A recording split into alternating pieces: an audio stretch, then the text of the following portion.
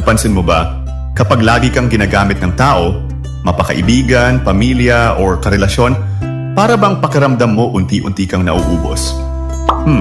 Huwag kayong mag-alala mga ma'am at sir. May ilan tayong mga paraan para maprotektahan mo ang iyong sarili laban sa mga ganitong tao. At sa video na ito, ay pag-uusapan natin kung paano mo ito masisimulan. Number 1. Kilalanin o alamin ang mga limitation mo. Alamin kung hanggang saan ka komportable. Kung hindi na maganda ang epekto sa'yo, emotionally, financially, or mentally. Ibig sabihin, kailangan mong magtakda ng boundaries para hindi ka mapagod at maubos ang pasensya. Number 2. Minsan maging straight to the point. Huwag matakot magsalita or bumoses. Pwede mong sabihin, hanggang dito lang ang kaya ko o pasensya ka na, hindi ko na magagawa yan ngayon. Ang point dito is dapat magkaroon ka lang ng malinaw na komunikasyon para ipaalam ang iyong mga boundaries. Kasi minsan sa ganitong mga bagay, nakukuha ang respeto. Number 3. Minsan matutong magsabi ng hindi. Hindi lahat ng pabor ay kailangan mong gawin. Minsan, ang pagtanggi ay hindi nangangahulugan na wala ka ng pakialam o pagmamahal. Minsan, paraan din ito para protektahan ang ating sarili.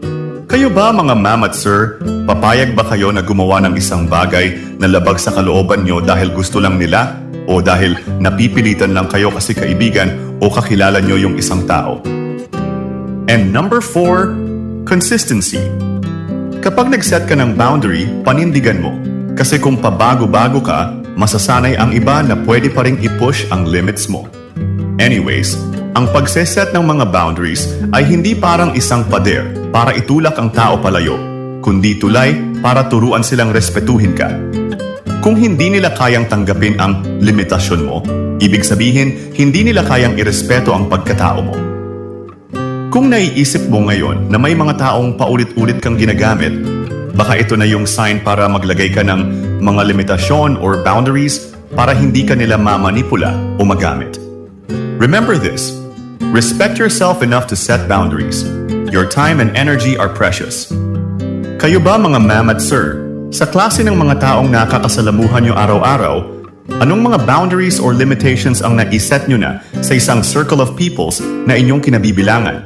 Share nyo naman dito sa comments ang inyong experience. At dito na po muna matatapos ang ating video. At maraming salamat po sa lahat ng mga nakapanood at mga nakapakinig. See you on the next episode.